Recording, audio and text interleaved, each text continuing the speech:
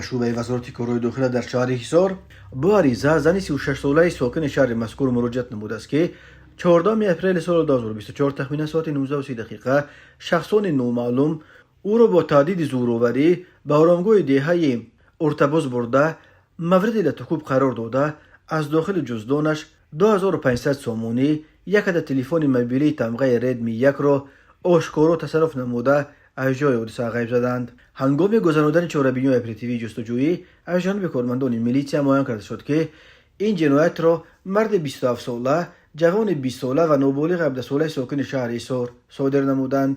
از روی حادثه مذکور تفتیشات ادامه دارد.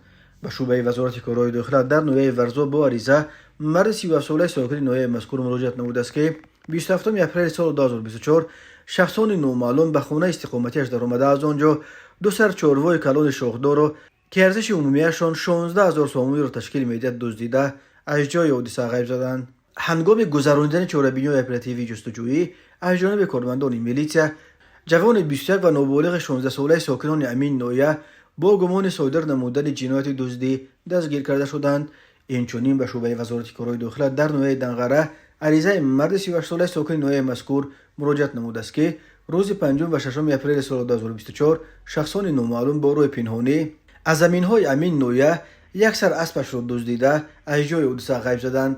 ضرر رسانده شده 10000 سامانی را تشکیل می‌دهد. در نتیجه گذراندن چهاربینی اپراتیوی جستجویی از جانب کارمندان میلیشیا معاین کرده شد که این جنایت را مردان 42 و 29 ساله ساکنان امین ناحیه صادر نمودند. در نتیجه گذراندن چهاربینی اپراتیوی جستجویی از جانب کارمندان میلیشیا مرد 58 ساله ساکن شهر لیوکند با گمان صادر نمودن کردار قلابی دستگیر کرده شد. گمان برشونده ماه اپریل سال 2024 با روی فریب و باوری مرد 42 ساله ساکن ناحیه کوشانیان در آمده یک عدد автомاشین تمغه تویوتا کمری را به مبلغ 120000 سامانی نرخ‌گذاری کرده گرفته وعده داده است که مبلغش را بعد 2 ماه می‌دهد. اما گمان برشونده автомاشین را به مبلغ 103000 سامانی فروخته مبلغ بعد از آورده‌اش را به منفعت شخصیش صرف نموده است. نسبت گمان برشونده پرونده جنایتی با ماده 247 قسم 3 کودکس جنایتی جمهوری تاجیکستان آغاز گردیده تفتیشات ادامه دارد.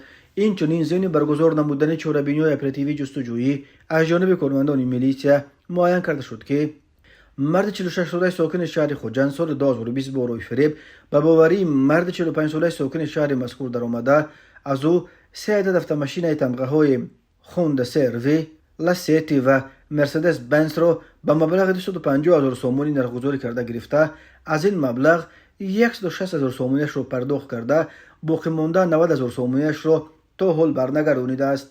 نسبت گمان برشونده پرونده جنایتی با ماده 247 قسم 4 کودکس جنایتی جمهوری تاجیکستان آغاز گردیده تفتیشات ادامه دارد.